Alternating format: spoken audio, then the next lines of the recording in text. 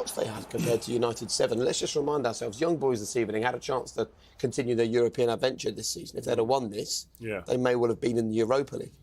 Yeah, and you could see they were going for it. End of the game, they didn't take their foot off the pedal and just sit there and think, let's enjoy Old Trafford and just so we can talk about the experience. They wanted to get a result here, and you could see that. But Man United made a lot of changes before the kick-off, and then throughout the game made big changes. So, and a lot of young players coming in. I think 6 teenagers on the play today. So it's fantastic for Man United. Again, I talked about the traditions of the club and bringing young players through. They continue that again tonight, and that valuable experience, beautiful stuff that they'll be able to carry them for the rest of their careers. And it's not just about them, is it? It's about the other young players who are in the academy at the moment. They see this and go, right, there is a pathway. Yeah, but check it, it's for everyone, you know, because if you take the group serious and you qualify early, then you get an opportunity to play these young kids, you know, for the coaches, all the hard work they put in, for everyone. I think it's great that these guys get an opportunity to step out on the pitch and make their debut in front of these fans. Yeah, and it's right, it's bang on. It energises the whole club from top to bottom. There's recruitment, there's scouts that are working up and down the country, all across the world,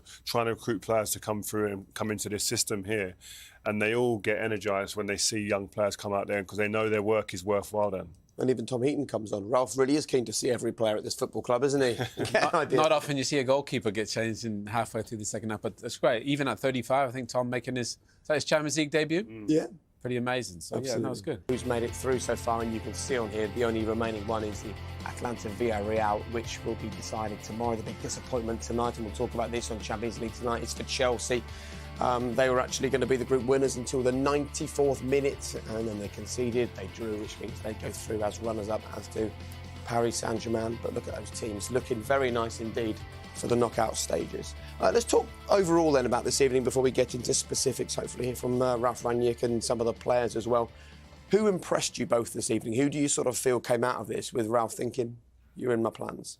Mason Greenwood. Yeah, Mason's pretty special. You know, I think there's a lot of players out there that cost a lot of money out there, whether they're, you know, bought from other teams.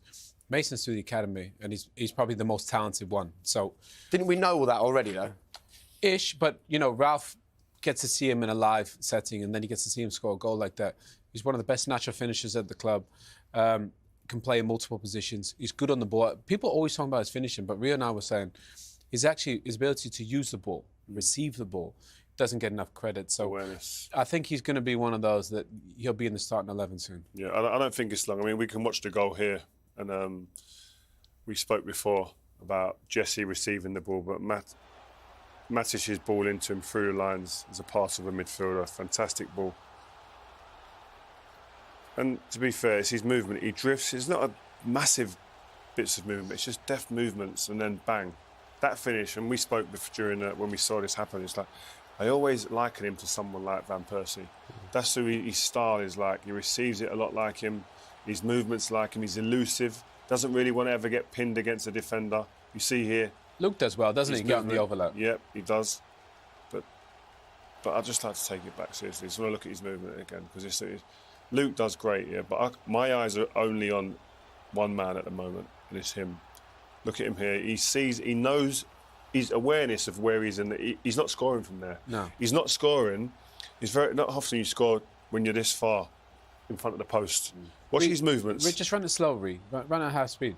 Because he's surrounded by people, Jake. Yeah. You know, you think he can't score. He realises, right, it's not coming there. I'll just drop off. Exactly then is that middle movement to get himself a yard away from that defender who's doing well marking him, by the way. That defender's marking him very well. He's at his near post, isn't he? And do you see this is something you can teach young strikers, or is this an instinct? No, he's learned over the years, but it's instinctive as well. He just knows where he needs to be. And he can feel that defender without even actually physically touching him. He can see him in his eye line, but also he can feel that he's probably too tight for me there to be able to score in this area here at the moment. It's probably too tight for me to score in this area here. Yeah, because even if he gets a touch, it's going to go out. It's going to go up. Yeah. So he puts the brakes on, checks out a little bit, gets that little yard of separation, and then it's down to instinctive, beautiful, clinical finishing.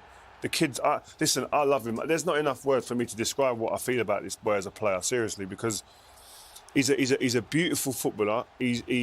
When he came into the team, everyone, like Owen said, everyone just spoke about his finishing, because that is what you see straight away. But when you actually break his game down, He's so efficient in what he does, receiving the ball, his body angles, his movement to receive the ball. And what I like about him is very rarely you really see him get tackled. But a lot of the other players out there on that pitch got tackled today. Yeah, there were a lot of turnover. Turning the ball over. He's not like, he's very elusive with the ball. He takes the ball away from. He's got so much things that you can love about his game. Yes, there is stuff to work on. He's a young kid. That's inevitable.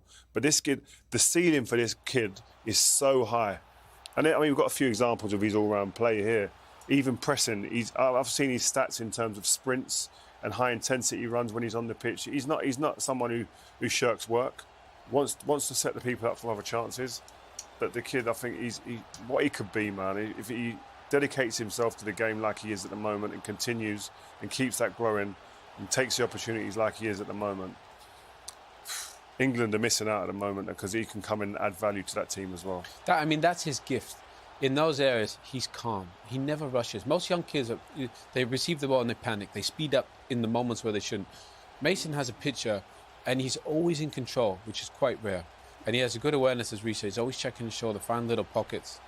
As a finisher, it's pretty special. But again, I'm with Rio. I think his overall game doesn't get enough credit. I think he can carry the ball, he can dribble. His awareness is good.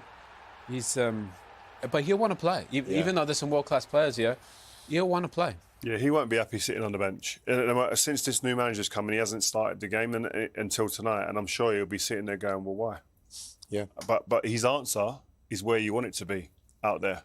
And the great thing for him is that if you take a look at the kind of players that Ralf Rangnick has signed and worked with over the years, he is the perfect profile for a Rangnick kind of player.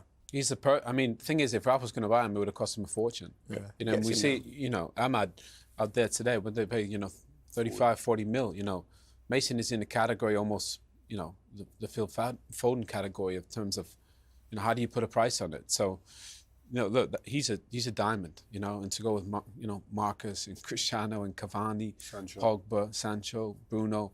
Ralf has a lot of options that he can go and pick this team, and that's exciting. And it's a good point, actually, about Pogba. Varane still to come back from injury. There's good times ahead. Let's talk about something not quite so positive tonight, which was some of the elements of the defending. We can have a look at the equaliser now. Who out there this evening, this goal notwithstanding, do you think wasn't a great night for you, actually?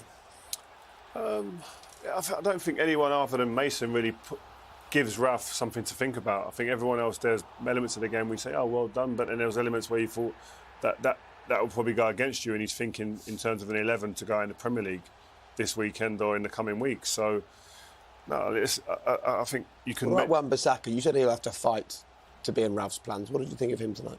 Yeah, I just feel with Wan-Bissaka, I think he needs to work on his game with the ball a lot more. And I think that we spoke about it today.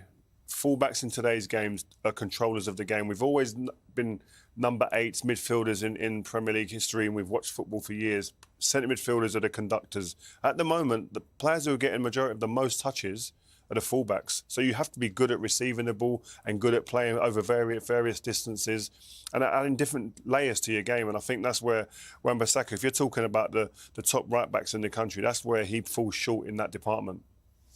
Yeah, everybody knows his attributes defensively, and that, which is great. But, to play, we said it before, Reece James, Cancelo, Trent Alexander-Arnold, they get you 10 assists. He doesn't have to get United 10 assists, but you want him to get 5-ish and just put himself in a position where he's crossing the ball, where he's receiving in areas where he can create a bit more. I think at times he looks a bit reluctant to maybe go up there, and I think if he puts himself in those situations more and forms a partnership with Mason Greenwood, then I think there's, he can get those numbers. Nobody's going to get Trent numbers because, he's a bit of an alien. But what is there for him is that you can see it. You know what you got to work on. So sometimes that's the hard part for people to identify what do I need to work on. But it's there. It's clear for all to see. That's what the manager needs and what he wants. Right, how am I going to now go and enable myself to be able to execute in them situations? That comes with repetition. That comes with training on a training ground all the time and working off the pitch and going with the data people and seeing, well, how can I get better? Going with the coaches on a daily basis. How can I get better? The thing is, Dallow's the opposite, isn't he? Yeah. He's a brilliant crosser of the ball, good at receiving the ball, but defensively, he hasn't always been his best, although he was brilliant against Palace. And Wan-Bissaka's the opposite. So depending on what game it needs, you can pick and choose. Wan-Bissaka always played under Ole, but I think with the way Ralph's going to play, you might see a bit more of Dalot because to get the crosses in for Cristiano. Okay, good to get your thoughts. We'll get the thoughts of the Manchester United interim boss when we come back. We were almost in tears up here. No, it's emotional. I mean, we could only imagine and dream of being able to kind of witness and be a part of something like that. So great for the family. And listen, all the hours and the travelling, you're like glorified Uber, black taxi drivers as parents, ferrying your kids around all over the country to see them play and to dream of a moment like this. This is phenomenal. It's nice though, because only really now, as parents, you realise that this is actually what your parents would have gone through when you guys were doing exactly the same. Yeah, well, my son is 6 now, and he just started to get into it, and he loves football. And now to see him, I can just picture him kicking the ball in the back garden, learning all the little things now, and I can only imagine what it must be like to come to watch him play. I mean, I love his games now when he's 6. You know, sitting on the side with a bacon sandwich while some chase the ball. I can only imagine what it'd be like see him walk out there. So, pretty amazing for the Savage family. Yeah. 6 teenagers coming on tonight for Manchester United. Charlie was just one of them. Let's talk about United and what happens in the near future, because if you look at their Premier League fixtures, I mean, wow. It's a beautiful run now for Ralf to get his teeth into, isn't it? Yeah, I think the manager he could have handpicked and cherry-picked some games. I think these would have been exactly it. Yeah, because you look at that and you think, wow, there's not many there that you would frighten you or put you on the back foot. I think he's got to go into these thinking, wow, we can come out of this at Southampton. We should be in a really, really good position. That is win, win, win, win, win, win, win. I mean, it should be 30 points? Yeah, no, seriously. You'd hope so. But if you based it on the performances that we've seen before disappointment, you would say, well, I don't know where there could be, I can see banana skins left, right and centre there. Yeah, but look, Villa away, West Ham at home, come on, they're the 2 hardest games from 10. I mean, let's be honest, you know, if United, with the squad that they have, the player, you know, the depth and the experience, they should win all those games. And then you go into the fixtures, then you got the Champions League knockout phases, you will have Ralf for 3 months. You know, they could be in a place where they could go attack and potentially win a trophy or something. But, you know, it's not as easy as that. No, I know it isn't. Fixtures like that. I used to do this as a player. You'd look 3 or 4 games down, you think, oh, we should be like 6 or whatever points clear or whatever. And all of a sudden, after the first game, you're thinking, wow, we dropped points there. So it changes quickly. The landscape can change so quick, but you've got to make sure that you just look after the next game. Very good. I can see out of the corner of my eye a certain Ralf Rangnick has joined Des Kelly pitchside. So let's go straight to it live. Des, the floor is yours. Thanks very much. Ralf, it was a Champions League game, but it was also a part experiment and an assessment of the squad. So how do you think it went? I mean, I was fully aware before the game that with this team that we play today, they haven't played together, not only with regard to formation but also as a team. The first half hour, I think we did quite okay. We had a few unforced errors even in those first 30 minutes, but at least we had control on the game. I think we should have been minimum 2-0 up, if not 3-0 up. We had 2 great opportunities, one from Amat and the other one from Juan Mata. But we didn't score. We were a bit sloppy with those situations. We had a third one with Anthony Elanga in the second half. So we could have scored 3 or 4 goals.